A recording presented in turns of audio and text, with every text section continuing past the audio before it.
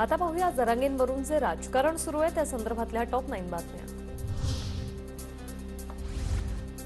सरकार म्हणून माझी भूमिका संपली, आता मी आंदोलक म्हणून जरांगेंच्या मोर्चात, बच्चू कडूंची भूमिका। ते खरं बोलतायत म्हणून त्यांचे सल्ले मी मानतो, परंतु आज ज्वलंत मुद्दा हा मराठा आरक्षणाचा आमच्यापुढे सध्या आमच्यापुढे तो प्रश्न नाहीये। आज रोजी मराठा आरक्षणावर 26 जानेवारीपर्यंत तोडगा काढू, थोडी सबुरी ठेवावी।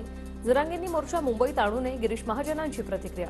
टिकणारा आरक्षण देण्यासाठी सरकारचे प्रयत्न सुरू। सबुरी ठेवून मला वाटतं जरांगे पाटलांनी एकदम मोर्चा घेऊनच इकडे येऊ नये, अजून आमची त्यांना विनंती आहे। जरांगे पाटलांनी अजून सरकारला वेळ द्यावा। अजित पवार गटाचे प्रदेशाध्यक्ष सुनील तटकरे यांची मनोज जरांगे पाटलांना विनंती। कराडच्या खासगी दौऱ्यात केलं भाष्य। कायदेशीर त्रुटी पूर्ण करण्यासाठी जेवढा कालावधी लागेल तेवढा कालावधी जरांगे पाटलांनी जर का दिला तर मला असं वाटतं की फेब्रुवारी महिन्याच्या अखेरच्या आसपास त्या संदर्भातला निर्णय राज्य सरकार करू शकतं। आज आमच्याबरोबर निवडणूक लढवण्याचा प्रश्न नाही तर आरक्षणाचा प्रश्न आहे। प्रकाश आंबेडकरांनी दिलेल्या निवडणूक लढवण्याच्या सल्ल्यावर मनोज जरांगेंची प्रतिक्रिया।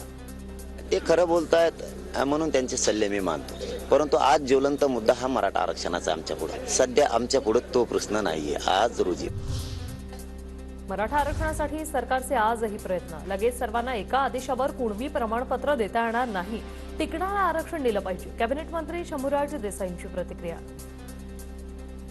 काढला आणि उद्या कोर्टामध्ये तो टिकला नाही तर त्याचा विपरीत परिणाम 54 लाख लोकांवर होणार आहे। नुकसान कोणाचं होईल, म्हणून सरकार व्यवस्थित खबरदारी सगळी घेऊन पावलं टाकताय।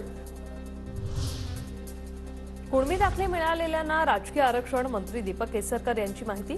सरकार आरक्षणासाठी कटिबद्ध, कोर्टात टिकणारं आरक्षण पाहिजे, प्रक्रिया सुरू असल्याचंही विधान।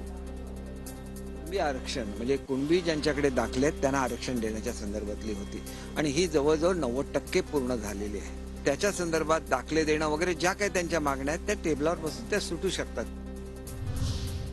मराठ्यांना आरक्षण देण्यात यावं, मात्र ते ओबीसीतून नाही तर ओबीसीतून सरसकट प्रमाणपत्र देऊ नये या आमच्या भूमिकेवर आम्ही ठाम। ओबीसी नेते बबनराव तायवाडेंची भूमिका। आम्ही मात्र आमच्या भूमिकेवरती आजही ठाम आहे की मराठा समाजाला आरक्षण देण्यात यावं, परंतु ओबीसीच्या आरक्षणातनं नाही।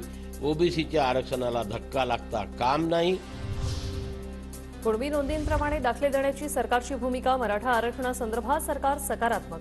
जरांगेंनी सामंजस्याची भूमिका घ्यायला हवी होती, अनिल पाटलांची प्रतिक्रिया।